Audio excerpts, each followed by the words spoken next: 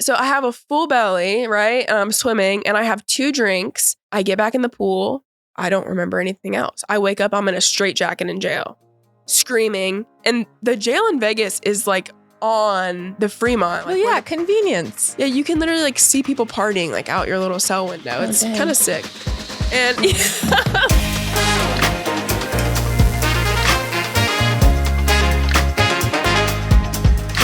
Welcome to Recovery.com, where we share authentic stories from the influential voices about the joys of life in mental health and addiction recovery and the journeys that led us here. I'm Brittany Baynard, and today Tom Farley and I are joined by the radiant and real Gabby, known online as Gabbie Egan, a creator, writer, and recovery advocate who brings unflinching honesty to every corner of her story. Through her raw reflections on addiction, grief, and healing, Gabby has created a space where being soft, angry, joyful, and recovering can all exist at once. Her content is a lifeline for anyone navigating the chaos of becoming equal parts gritty, tender, and true. This conversation is about what it means to come undone and rebuild, to tell the truth out loud, and to never let go of your own becoming. Here we go.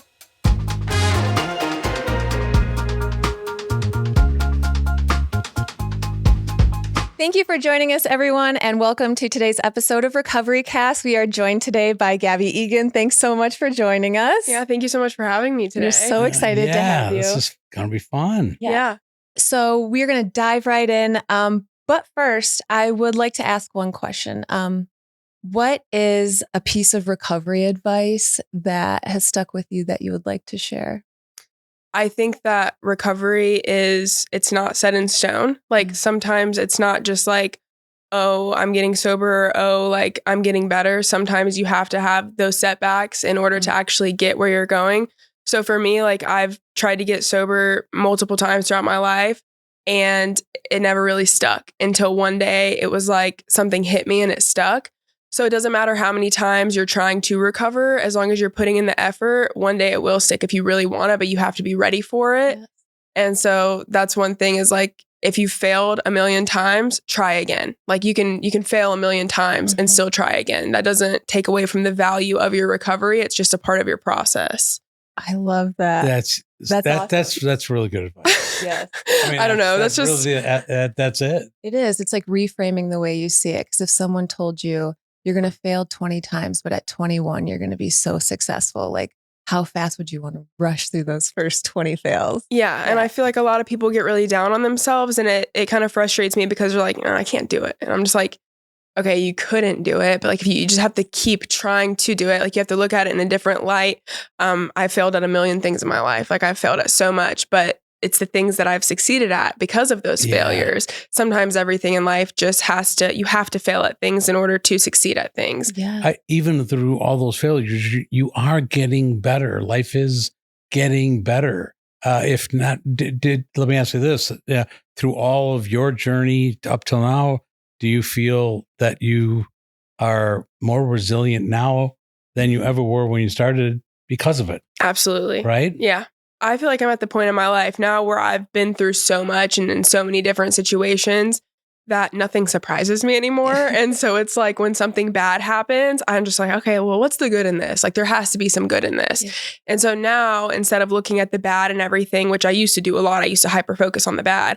I just look at what the good was. Yeah, sure, I might have, lost a bunch or like whatever, but it's like, okay, but a lot of good did come out of it too. Like if this didn't happen, then this wouldn't have happened. So you just have to look for the good and the bad things, Absolutely. Yeah. It sounds like you're at an amazing point in your recovery journey.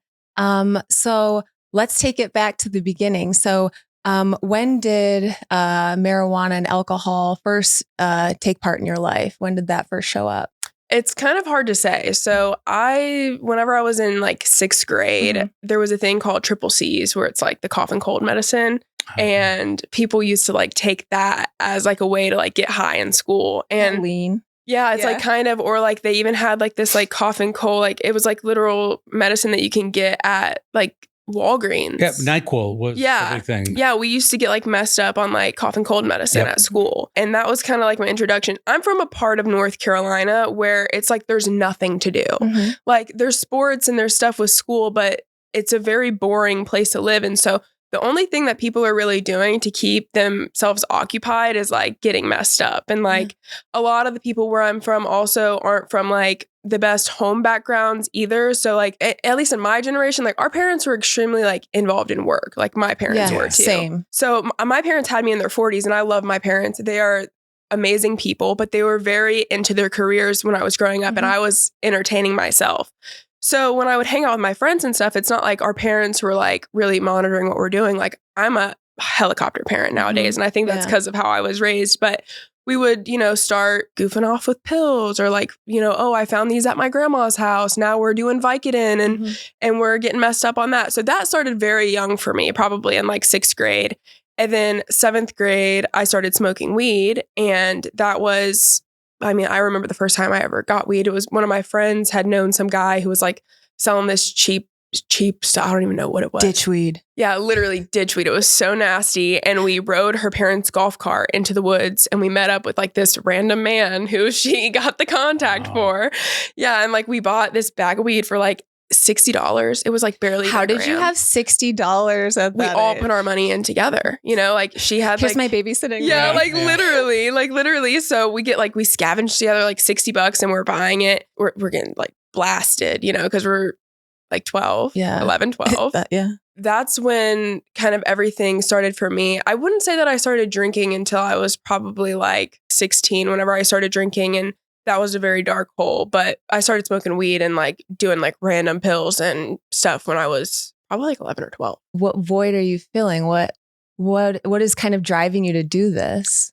I don't know. I was an only child growing up. Yeah. So, and also I had older parents. And so, like I said, my parents were really involved in their careers and I was often like left to like kind of just, your own devices. Kind of just, do my own thing. And that's not me talking crap about my parents. I do think my parents did the best that they could. That's their way of providing and raising. Right. It's like, I am providing for you. This is the thing. That's just generational stuff. I totally understand. I feel like I've always had like some sort of depression. Like when I was a very sad kid and I also was bullied a lot in school when I was younger. I never really fit into a group I went to Christian school too. So, and I got kicked out of Christian school when I was in 6th grade and all of that kind of happened once I started going to public school. So I got my belly button pierced. I pierced my own belly button in 6th grade and 6th grade. Okay. I tried a body piercing attempt too. It didn't work. I was successful. I got that sucker in and I posted on Facebook, got kicked out of Christian school. For the belly button piercing? For a belly button piercing. The principal literally made me go and show her my belly button ring every single morning to prove that it was out. And one day I went in and my belly button ring was in because I was putting it right back in after she would check me. I feel like that's like illegal though. Like you shouldn't be able to check somebody. You can't look at my belly button. Yeah, no, like that's so weird. Times was different. Yeah. And so she ended up getting fired. Screw her. But different belly button reasons. Yeah, probably. I think she was checking students' cars illegally. But search and seizure, man. Yeah. Wow. I think it was like once I had left the Christian school, I got kicked out because of that. I've always had like something wrong, like something was off. Like I was sad. My mom would always not wrong. Well, it's just like I was just like sad about nothing essentially. Like it was just my mom was like, you have nothing to be depressed about. Depression is fake. My mom doesn't believe in mental illness. And that's so tough. Yeah. Oh, how did you navigate that? At that time though, did you realize my mom doesn't believe in mental illness, or was it just like, okay, maybe that's the way it is and I don't understand then what I'm feeling? I would be like, I don't know. I just like, I'm sad. And she's like, you have nothing to be sad about. Like you have a good life. Me and dad have good jobs. Like we do all this stuff. We do all this stuff for you. We do all this for you. Like, how are you sad? Like you have all this and none of your friends have this. And it's just like, I don't know. Maybe it's because I don't have like friends at school. It's because I don't fit in. Like I was in a pretty low place ever since I was a child. Yeah. My mom would always say that like mental health and depression is like made up. Like it's in your head. Like you're just making it up. Okay. So that seed's planted. You were diagnosed with bipolar 1. What was that around? Like I got pregnant in 7th grade. And after I started smoking weed and like hanging out with the wrong group of people and, I'm not really that supervised, I ended up getting a boyfriend that was a lot older than me, ended up getting pregnant, and I had him right before I turned 14. So after all of, that had happened, me and his dad didn't work out. I was just in the trenches. Like I'm trying to finish high school. I am super depressed. I completely had lost myself for like years during all of this. And when my son would go to his grandparents' house, because his dad really wasn't that involved. Like he would try to be involved, but he he couldn't get his stuff together.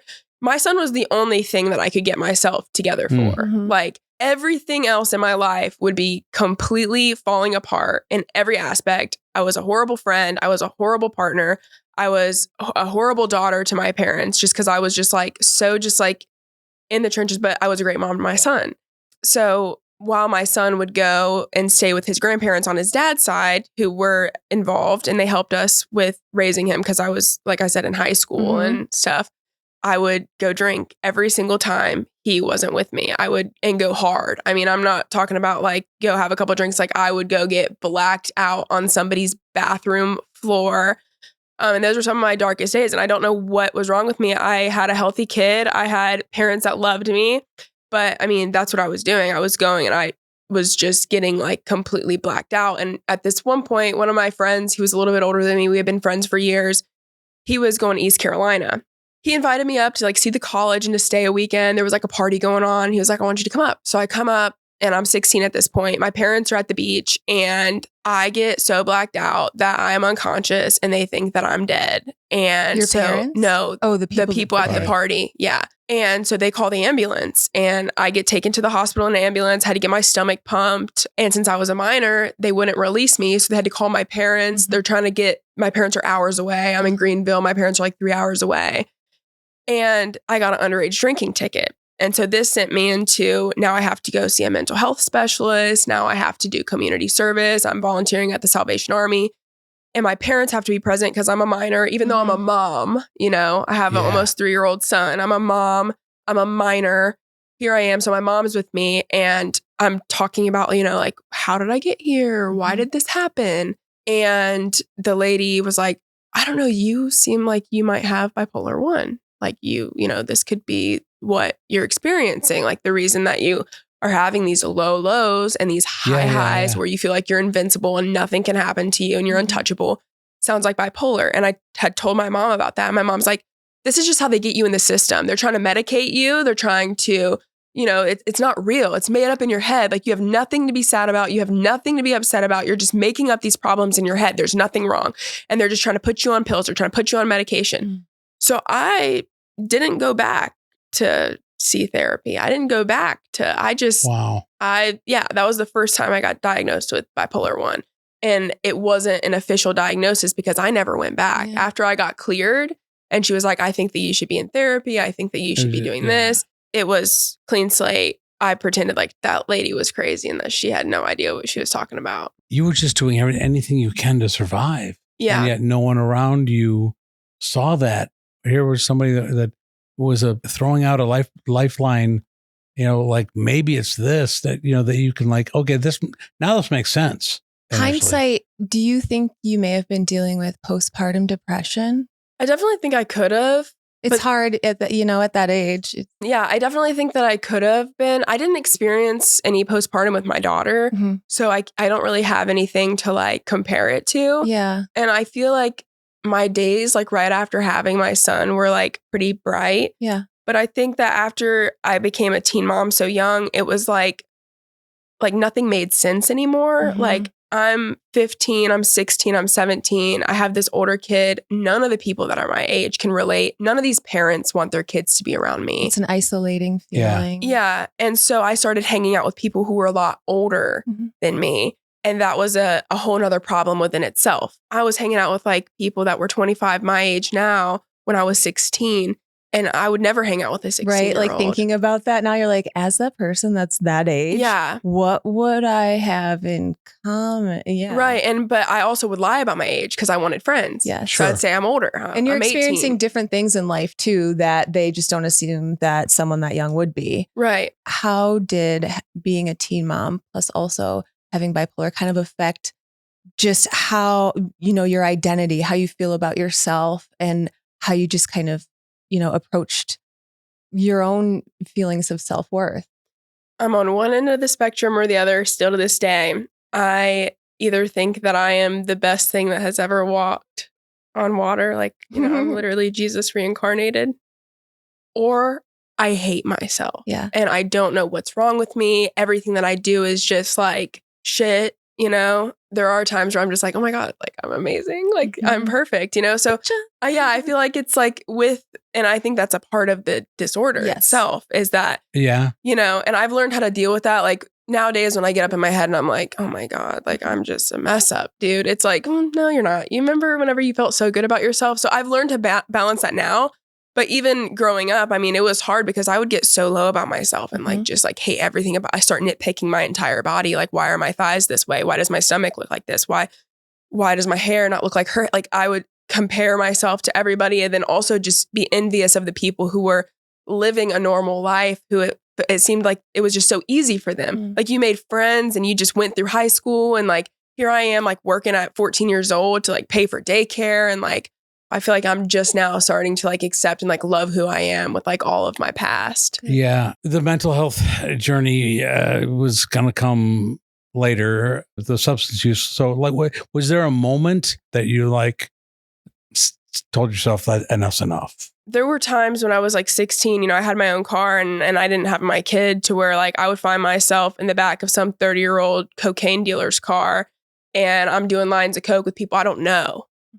Now looking back at that, I'm like, I could have died and they would have, you know, and there was a pivotal point. I feel like it was when I was 16 and I just got completely wrapped up in that life. Like all I would do was, you know, take care of my kid. And then I'm with my friends getting fucked up, whether I'm drinking, whether I'm, you know, doing Molly, doing Coke, I'm doing Xans, I'm blacking out behind the wheel with my friends in the car. I was just so deep in anything and everything that I could get my hands on. I don't know what I was like running from. Truly, like looking back to that, I just don't understand how I had gotten so deep in that at 16 years old. And I think for me, it was like when I realized, okay, I need to do something because this is my whole life. I work, I take care of my kid, and I get fucked up. And this isn't what I want for myself. So I had ended up joining the military when I was 17. My parents knew I was like really down bad. I mean, they were very disappointed in me and but there was nothing that they could do, you know? And I had told my parents at 17, like, I want to join the army. Yeah. And they signed their rights over to the military and let me join because I graduated a year early. And I thought that was going to be my fix all. Like, you know, I'm going to get myself whipped into shape. And then substance abuse just followed me into the military. You graduated from high school early? Mm-hmm. After all you just said and told us, you still graduated from high school early. Yeah, a year early. That's awesome. That's why people like... That's amazing. People don't think that you can be functioning, but you can. You can do everything that you're supposed to be doing and you can show up in every single way and still be like... I would literally be so high on acid just doing school papers, tripping balls in my room, like looking at my walls and looking at shapes and color change and be doing a paper. How'd you do on those papers? What was that grade? Probably not the best. Right? Like, it's like POV. You're like, I'm killing it. This is going to be the next like major textbook everyone's going to have to read. And then someone's like, these are like 9 lines of scribbles. What are you doing here? Yeah, I'm graduating early and I still got the navel piercing. So there, world. Ma'am. Well, I have to give props to my dad too. My dad, he was a college professor and he was a college coach. And so he helped me a lot. And if it weren't for him, I wouldn't have been able to. I was full in my substance abuse while also, you know, working, being a mom and graduating. Yeah. Just going back to the bipolar suggestion from the therapist, even though everyone around you was saying that, and you don't have that. What were you thinking? Did you understand what that was? Did you want to learn more? Like, how did that affect you? Like, for me, when they had explained what it was, it really resonated with me. Because and how did they explain that? What did they say? That you have like two ends of the spectrum and there's not really that much of a medium of it. I think that there's like two types. So there's bipolar 1 and there's bipolar 2. Sure. Bipolar 1 is you have high highs of extreme mania and then extremely low lows that last an extended, like a certain amount of time. I can't remember how long it's supposed to last, but they tell you like when you're at the psychiatrist. And I can't remember exactly how long it is. But, didn't take notes. Yeah. But and then bipolar 2 is you have hypomania and then you have the lows, but it's not as severe or you're mainly depressed with bipolar 2, I think. Like you're mainly depressed. Bipolar 1 is you're more like you're going back and forth. So that really resonated with me when she said that, because, you know, I'm either extremely low, like, you know, on the verge of like wanting to literally end my life, or I'm, you know, extremely high thinking I'm Jesus, you know? Yeah. So there's no like in between for that. So that's how, and then another reason why it resonated was because after I had told that and my mom had dismissed all of those, you know, claims, I had went to my grandmother, who I'm really close with, and I had told her, and she said, I think that that's what my mom had. And my grandmother's mom actually ended up jumping off of a bridge or off of a building in France when she was growing up and committed suicide because she had so many untreated mental health conditions when that wasn't even a thing. And she was like, that kind of stuff does run in our family. You know, is that the first time you learned that any type of mental illness ran in your family? I knew my grandma had some severe depression problems because she had been like, had to get help for that at one point after she lost her husband because it got really, really bad. And my mom had told me that my grandma had some mental health concerns at some points. But that was the first time that I was realizing like, oh, it is real. Like I'm not just crazy. Yeah. Like I think a lot of times, and correct me if I'm wrong, like your whole life up to this point, people were telling you to change your behavior. Now you have this reason for it. I mean, did you see that difference? Yeah, I definitely do. I feel I see the reasoning in it, but I also like whenever I think about me having bipolar too much, I start to make excuses for myself. So I try to like, I'm like, okay, yeah, there is a reason why I act like this, but it doesn't excuse all my actions. Like, okay. So that's how I look at it, at least, because, you know, I can be really fucking mean. I can be really mean. And so just because I'm irritated and irritable in that moment and I react away, it doesn't mean like, well, I'm bipolar, like get over it. Yeah. You know? Yeah. And I feel like I was making excuses like that for myself for a while. So I try to find, you know, okay, there is a reason that I'm like this, but we need to learn to manage that rather than make excuses for that. Right. You had mentioned before, like when the doctors, like, you know, if you experience this, like high highs and low lows, what are some of the other things that they express? Like these are common traits for people with bipolar.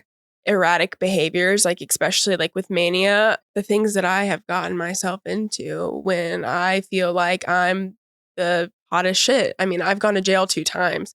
And I do believe that both of the times that I went to jail, I was like in a manic episode. I can't recall all of the events. And I feel like when I'm in a state of mania, I almost like reach a blackout at some point where I'm just doing. I'm not sleeping. I'm not really eating. I'm just doing. I have all these ideas and I'm just like, I can stay up for days straight working on a new business idea, a new something. Oh, now I'm painting walls in my house now.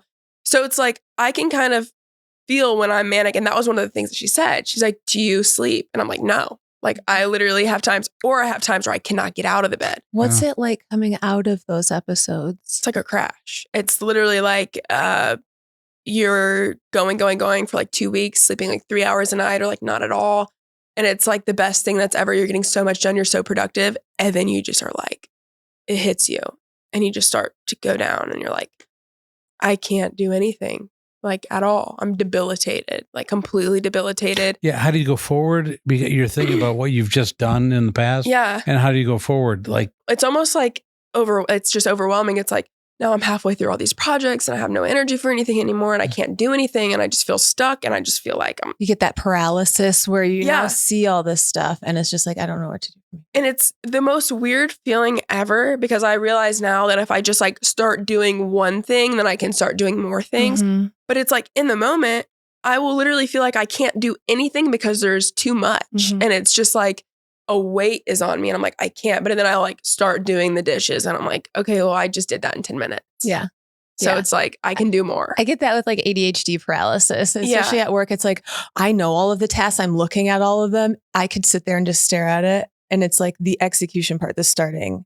There's tools that we learn to cope with these things. And you sounded like you were building those, but like, did you figure that out on your own? Did you have help? Like, I was on Seroquel for a while.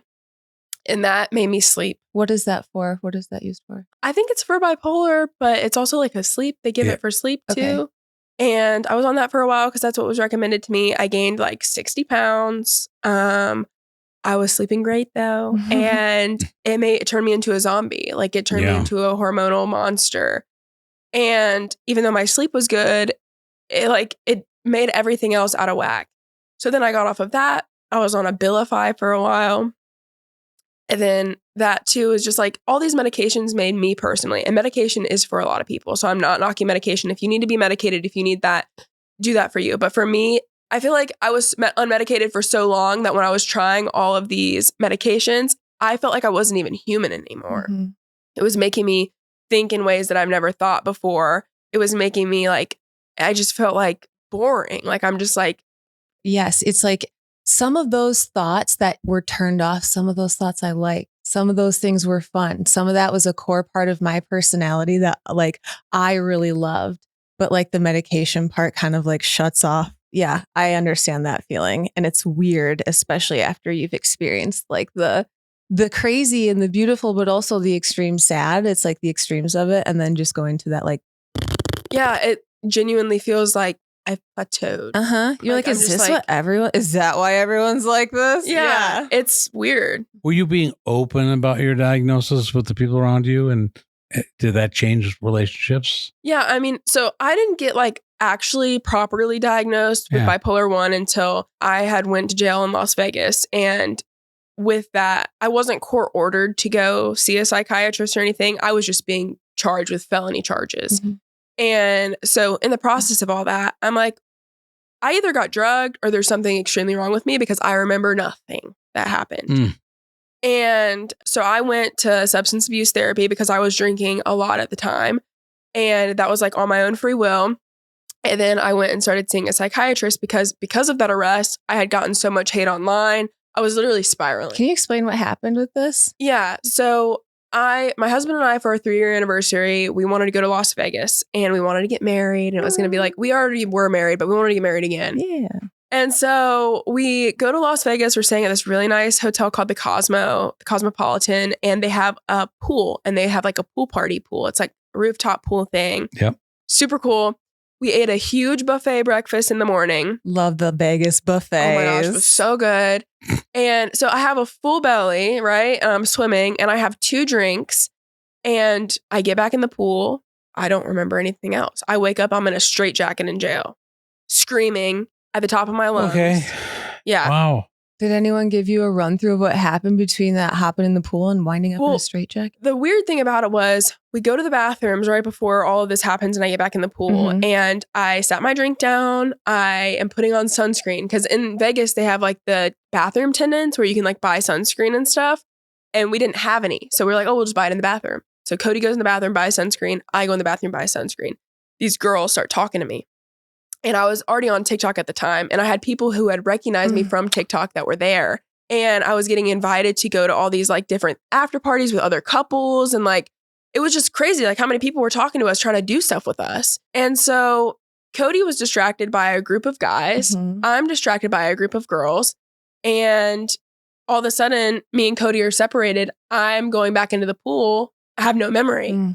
I have no memory of anything that had happened. And so after we had like kind of looked back at everything, it was a group of girls who were trying to leave with me, saying that I was their friend. And I started freaking out. And I don't remember any of this, but like a group of girls are trying to leave with me, saying like I was their blacked out friend. And I started freaking out on everybody, started trying to fight security, started trying to fight these girls. They called the cops on me, started trying to fight the cops. Now I'm trying to run from the cops. Now I'm getting straitjacketed. Yeah. So that's a big day. Yeah. That's a big day. And they kept me in there for almost 3 days in Vegas. Yeah. Didn't want to let me out. Said I was a flight risk. Yeah, I'm going home. Like, yeah. I don't be here like, anymore. Of course I'm a flight risk. No, yeah. Oh my gosh. Okay, that's a lot. How do you get back from Vegas? My husband goes cry. They don't even bring me to my court date. They're just trying to hold me for 30 days. Don't even take me because they put me in the psych ward at the jail.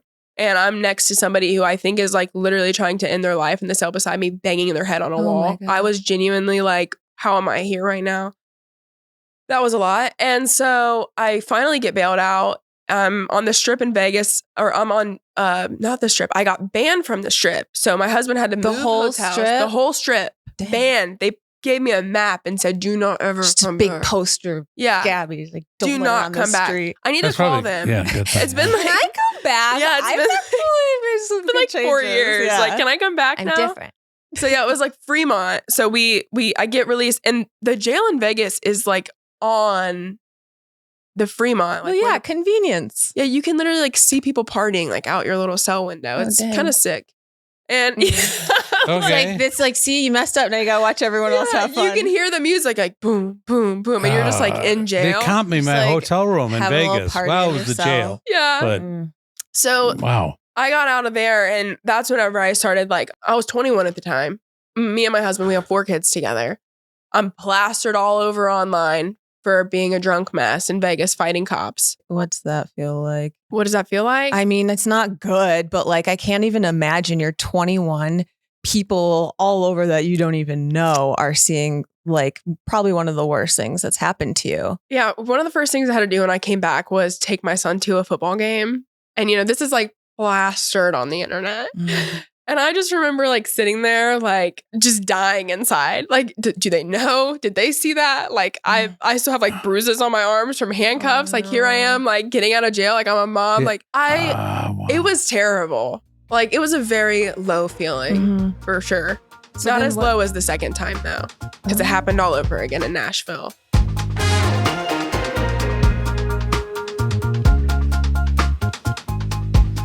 This podcast is brought to you by Recovery.com. Recovery.com is a place where anyone can find mental health or addiction treatment options specific to them.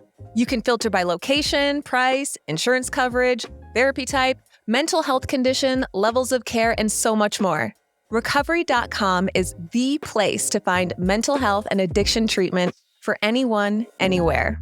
You did Vegas part 2 in Nashville. Absolutely not as bad though. Okay, so you get out of Vegas, you get home. What happens? Or do you go into treatment then, or no? So I come back and I'm just waiting. I get a lawyer. Yeah. I'm fighting felony charges. I'm trying to prove that I'm innocent. I go and I'm like trying to talk to all these people about like what's going on with me. Like, I don't know how this happened. I don't know if I was drugged. I don't know, because they didn't drug test me in jail. I got drug tested in Vegas as soon as I got out of jail at like this random drug testing center, because I was like, there's no way I just don't remember any of this. Yeah. Like, there's no way. I have zero recollection of what happened. I start going to a counselor, like a substance abuse counselor, and I'm lying to him about everything. I'm like, no, I don't drink that much. No, I just, So I'm lying to him about everything. Well, he's like, well, I think you have ADHD and PTSD. Like, that's what it sounds like to me. But I think that you should go see a psychiatrist. So I go to the psychiatrist and I'm telling her about everything. And she's like, oh no, you have bipolar 1. And then that's when everything clicked that for one me. again. This is crazy, because she was saying the same exact things as that lady was when I was 16. I'm like, damn, maybe if I would have listened to that lady when I was 16, that would have saved me another 5 years of me wondering what the hell is wrong with me. Okay. Yeah. That's when I formally got diagnosed and started getting treated for it at 21. Wow. After all of that. What did that treatment look like? What did they do? First Seroquel, then Abilify, then Rylar. It starts with a V, but it's Raylar. Oh yeah, I've seen the commercial. Huh. So there's the drugs, there's the medication. What beyond that? Like the rest of it's self-taught. You go to a psychiatrist, they give you the medication, they tell you get sleep, eat right, take your meds. I kept going to therapy for a little bit and then I stopped. Was there any part in that conversation focused on the bipolar that maybe you should also not be drinking into the substance use come into that conversation at all? So when I first got diagnosed, she asked me, do I drink or do I smoke? And I was like, yeah, I'm a stoner and I drink, but not that much. Sure. She's like, you shouldn't smoke. Like, that can be, with bipolar and, help some people. But in most cases, I see that it's very negative in reaction. I'm like, yeah, not well, yet. I'm not. I'm great. Yeah, I'm great. This is the only thing that helps me. So, then I kept drinking and kept smoking. I mean, yeah, I just kept getting worse. I mean, I kept on doing the things that I normally did. I did stop though. Vegas was enough to scare me to get me sober for almost a year, drinking wise. Oh, dang. Okay. Yeah, drinking wise. I would still drink. Awesome. Yeah. I would still drink in secret or alone, or, I just wouldn't go out and drink because I would drink by myself, if that makes sense. Yeah, it does. It Yeah. does. Yeah. Yeah. So I wouldn't go out so that, nobody could throw me in jail, but I would drink in private. And then I just started smoking way more weed after that. So yeah, they did tell me, they definitely didn't recommend me keep doing that. And she did recommend me to keep going to like substance abuse counseling. But at that point, I was like, I'm cured. Yeah. I know what's wrong with me now. I'm bipolar. I'm better than I was like that. Yeah. I'm like, not going to do that again. I'm not going to do that again. But you did. But I did. Okay. So now take us to Nashville. So this was 3 years later. So I'm just kind of like living my life the same way that I had been living my life, if that makes any sense. Like after a year or two and the Vegas incident was kind of like on the back burner. You got a little comfortable. I got really comfortable actually. At the time I was running my tie-dye business and that was built all around smoking weed. So all my employees are stoners. I'm a stoner. I'm doing weed events. I'm a part owner of a hemp company. I'm doing all of these things that are just like surrounded by marijuana. Like it's literally a part of my life. And I'm also starting to drink almost every night again. If it's not getting blackout drunk, I'm definitely drinking though. I'm craving a drink. I need a drink. And also I had to get a dental procedure done where they wanted to like put me to sleep for it. And they're like, if you smoke weed, not accusing you, but if you do, like you have to stop smoking for like 3 days, a week prior. I called them and I tried to turn it around on them. And I was like, I don't know, you guys, you're not putting me to sleep. Like, how can we do it without putting me to sleep? Like, and it's all because I didn't want to stop smoking weed. Yeah. Because I was panicking. Like, what if I just lie and say I haven't smoked and then I die on the table or something? There has to be a reason they're telling me to stop smoking.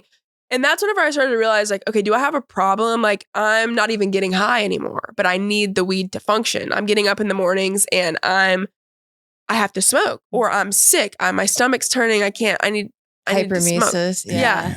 I need to smoke. And it was like a pain. Like I had to do I had to do it. That's which is interesting because people are like, weed's not addictive. I'm like, it can become addictive. It can become very habitual for people. Yeah. And I don't even know if it was like just because it was a part of my routine, but it was like and it wasn't even like I would get high. I'd be ready for the day. Yeah. I'm smoking so that I'm ready for the day. Yeah. And so you got 4 kids, for God's sakes. Yeah. I don't know. Yeah. Yeah. And so that's I'm a big like day. Carrying a dab pen around. I'm doing edibles 24/7. I'm not even getting high.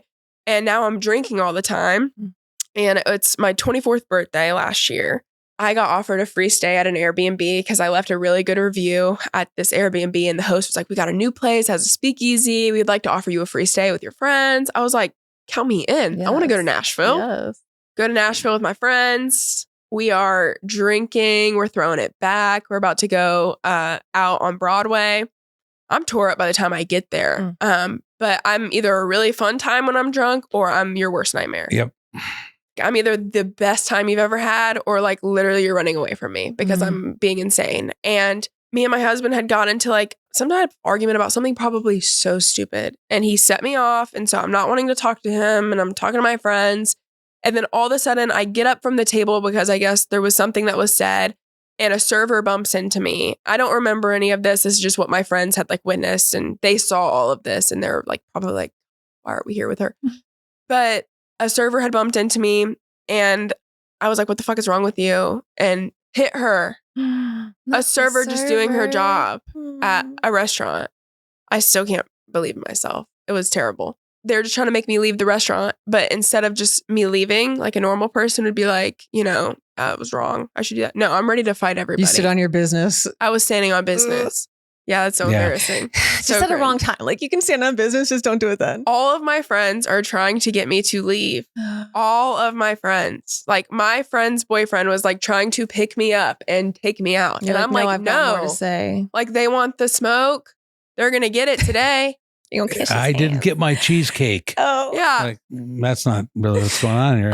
This was a little over a year ago. This was worse than Vegas for me because in my brain, I was cured. Yeah.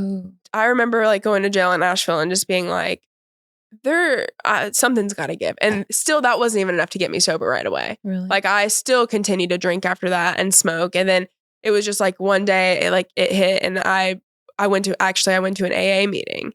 I went on Oak Forest Recovery's podcast with one of my friends, Rachel. She invited me on. She said, well, we're having like a fire and we're having like a meeting. And I was like, okay, cool, let's go. Did not know it was an AA meeting. Have never been to an AA meeting in my life. I go and we're like having fun, and there was a speaker and she starts telling her story about her relationship with alcohol and just substances in general. And it hit me like a pound of bricks. And I was just like, oh my God, I need to stop drinking.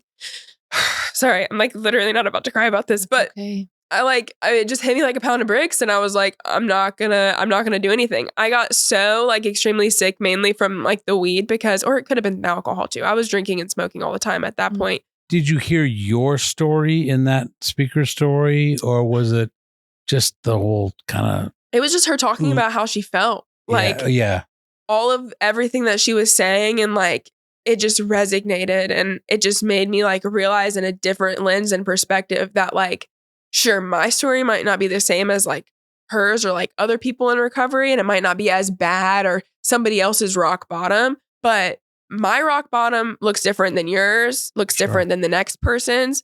And I felt like in that moment, I was just so lost and confused and like didn't know what to do, didn't know where to turn or like anything. And that's what I clung on to, was like, I need to get sober. It wasn't easy. Like, I felt like I was almost like living like a lie for a while. Like, am I really like quitting everything and like quitting smoking weed? Like, I felt like I was like had imposter syndrome for a while. Like, oh, I'm trying to be sober. Like, is that like I'm trying to be cool or something?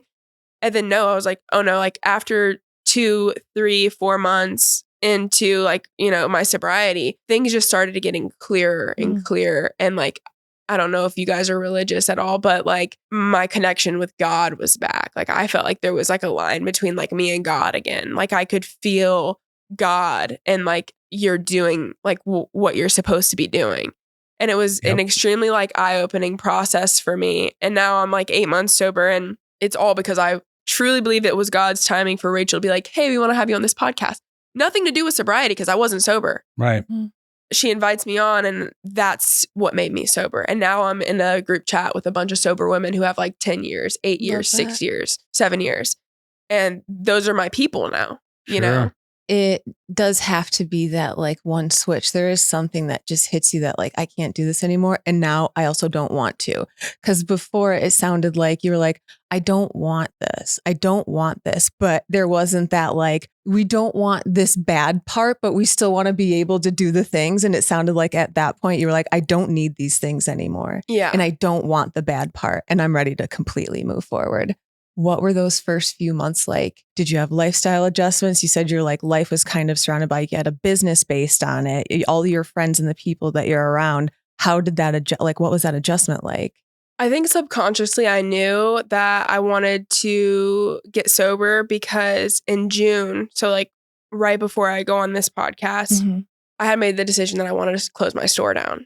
And I think that was because I was like preparing for like my self-healing. And I knew that there was no way in hell that I was going to be able to get any better myself if I'm constantly wrapped up in the same stuff every single day, the same lifestyle changes. Yeah. So I pretty much had to close completely. I went back down to like rock bottom, pretty much, like shed everything starting in like summer of last year.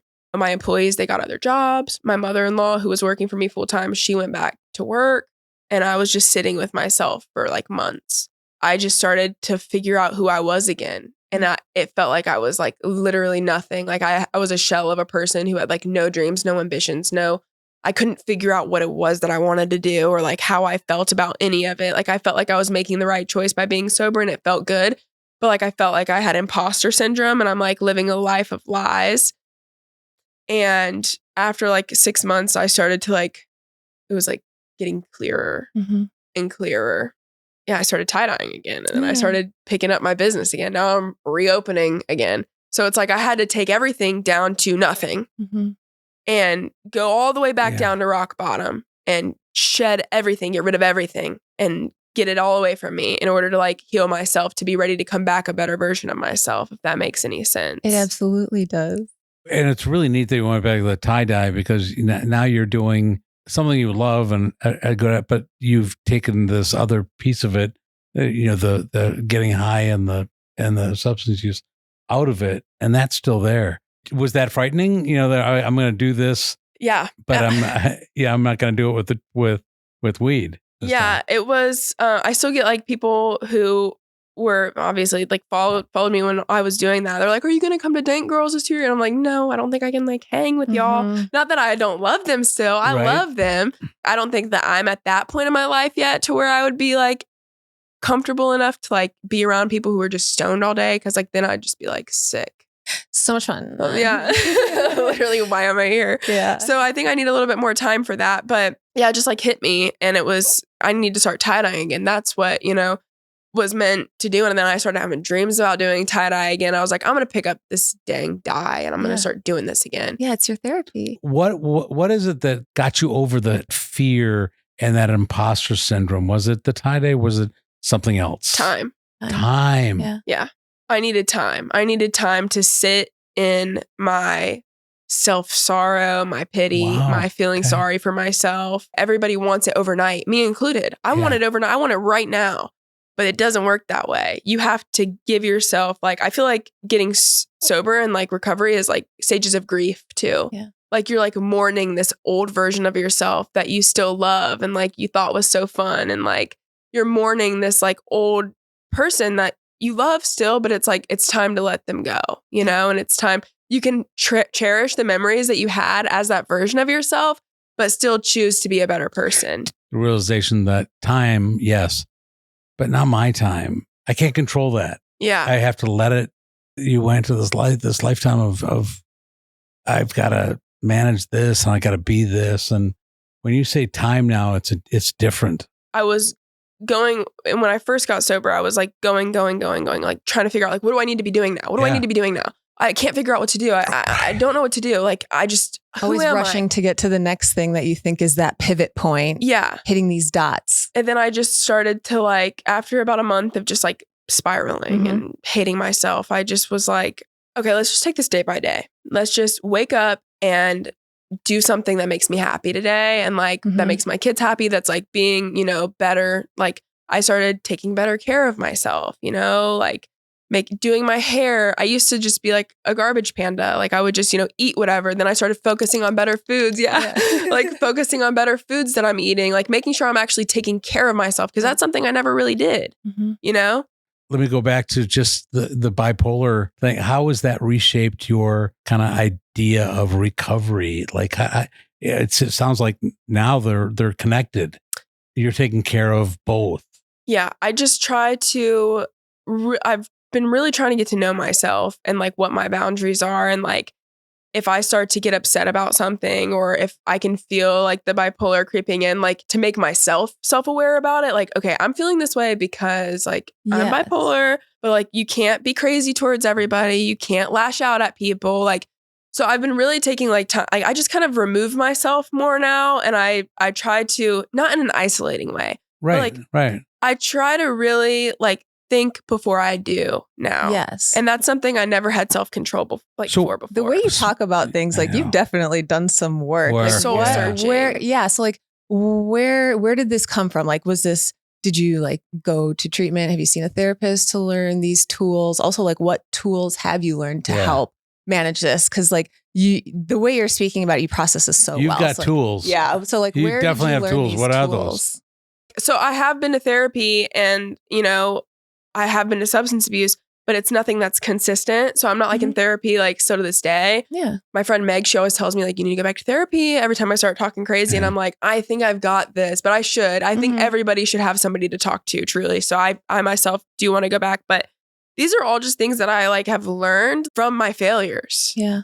I will mess up and I will ruin a relationship or ruin a friendship or make somebody upset or, you know, ruin an opportunity for myself or get thrown in jail or like whatever the case may be. And then I take time to like reflect on it. Like it's all about taking the time to like reflect on your actions and kind of look at the bigger picture of things. But yeah, these tools are just things that I've like learned through my failures, honestly. Yeah. Well, one of the tools you mentioned, like one of my favorite sayings is we tell our stories because we don't heal in isolation. Yeah. And you started your women's group. You've got, you know, social media. So you're finding that connection. Is that healing? There's always going to be the people who have something negative to say and who will do everything that they can to not understand you. Right. Yeah. And so I have just learned that even if I share my story and 5 people call me stupid and a liar or whatever, and 5 people are like, wow, this really helped me, you still help 5 people. Mhm. Even if it's 1 person out of 9 people who are telling you that you suck. Sharing your story and sharing what you've been through, it can be like embarrassing and make you feel vulnerable and make you feel violated. That's just something that like I've just ate over the past like however long I've been doing social media, because being vulnerable and sharing your story and sharing what you've been through, you have no idea who that could impact. Somebody who's never going to open up, who's never going to share just because that's not in their personality, you know? Mm-hmm. But if you can do it and you can share, you have no idea the connections that you're going to make, the friends you're going to make, the people you're going to impact. Yeah. And you're doing that, right now and every time. But I also see somebody that's also healing just right now. Even this from when you came in here to right now, I was like, it's a healing process. You're always healing. Healing, not healed. Yes. Yes. Well, and it shows, Yeah. You're almost a year sober. You're working, recovery program. You're doing what's on the horizon. What's next? On the horizon, I don't know. I just am letting life kind of take me right now. That's the best answer. Yeah. I like love that. I have a lot of dreams. I just don't want to push anything, like truly. And if you're religious, I mean, you can believe it or not, but like I truly like am trusting like God and like the universe to like guide me to where everything that I've been doing in the past 8 months has like truly been like led by God. And I just got one of like the biggest opportunities of my life because I started tie-dyeing again. Yeah. And I'm closing one of the biggest opportunities and partnerships that I've ever had. Like I can't really talk much about it because I'm under an NDA. Thank you. But like, and that's all because like I just trusted like God, And so now I'm like having all of these opportunities that are present, including coming on this podcast today. I wouldn't be here if I didn't choose to make the changes in my life. Of course. Yeah. And now I just feel like I'm just letting God like lead me to where I'm going to be next. You gave him the wheel and now you're a passenger princess. Yes, for real. Yeah. I'm the passenger princess. Oh, I love that for you. How do we what's your get socials? More? How do we get more? So my TikTok is at BBYEGAN, Baby Egan. I know it's spelled a little bit weird, but and then same Baby Egan on all platforms, Gabby Egan. If you Google Gabby Egan, my mugshot might come up and then you'll be able to find me from there. Yeah. Just search for the face. Yeah, just search and the for colorful the face. hair too. Yeah. Yes. Yeah, my hair looks way better than in my mugshots though right now. I love your hair. Oh man. Hair always looks better in person. Just like that. Yeah. Awesome. Well, thank you so much for coming. This has been absolutely amazing. I have loved learning about your recovery journey and I cannot wait to hear what everything has in store for you. And thank you all for joining us for an episode of Recovery Cast. Have a wonderful rest of your day.